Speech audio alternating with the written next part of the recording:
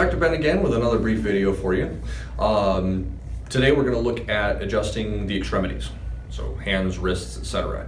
A lot of chiropractors focus heavily on adjusting the spine because that's what we're taught, it's what we're known for, right? Back pain, headaches, etc.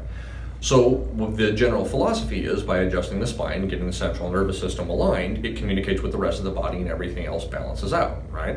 A lot of people tend to go to the chiropractor over and over and over again for an issue that isn't necessarily the spine, but could be coming from something a little more foundational, closer to their feet, their knees, etc. Because if the foundation isn't stable, everything tilts off at a weird angle, kind of like we are right now. But if you look at what goes on between you and the ground, things start to level out a little bit better. You bring the feet into alignment, you bring the knees into alignment, it helps to balance things out to give a better foundation for your spine to sit on. Things straighten out a little bit better and sit straight. Sit nicer for a longer period of time. But a lot of chiropractors don't really consider that. They don't look at everything all the way down to the bottom. They don't go down to the feet. They also don't really look into the hands. We consider it, but we focus so much on the spine that kind of gets left to the wayside. It's one of the things that we do here at Achieve Wellness is we really look into the extremities and how it impacts your spine and the rest of your body. So even if your spine is completely straight, right in there, if one leg tends to be a little too long or a little too short, that's what throws everything off. Your spine can be perfectly in alignment, but you'll still have issues, muscular problems compensating, because everything's still off to one side. Now, the way that we look into it is we address everything that goes on. We check how your hips are moving, how your knees are moving, how your feet are moving. And a lot of times things lock up the lower it gets into the structure, into the pattern. If you have fallen arches, if you have too high of arches, it impacts how your feet hit the ground. How your feet hit the ground channels all the way up your body. So if they're not moving well, it ends up going to the only place that will, which is usually your back. There's the issue. So by improving the movement quality, by improving how everything articulates in the lower body, everything balances out well and helps to support the rest of the system. Now if we look in on the hands and the arms, we have a lot of people that come in and say, oh, I have carpal tunnel, my hands are all tingly.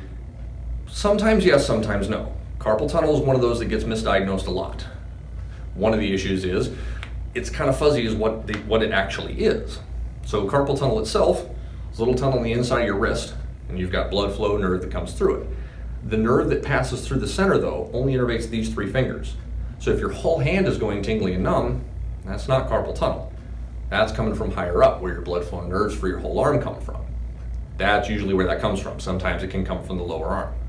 But if you're only addressing the spine and only working through here, you can't get all the way down to the hands, to the wrists, to see exactly what the details are. And a lot of times when you have a true carpal tunnel, those three, the issue is simple. One of the carpal bones in your wrist allows you to move everything around, called a lunate, can drop forward into that carpal tunnel, pinch things off, and give you that numb feeling. All we have to do is set that back, it goes away. Just had a patient just a little while ago, that was the only issue they had. They hadn't been able to pick up pens or write for a long time. There it was, easy peasy.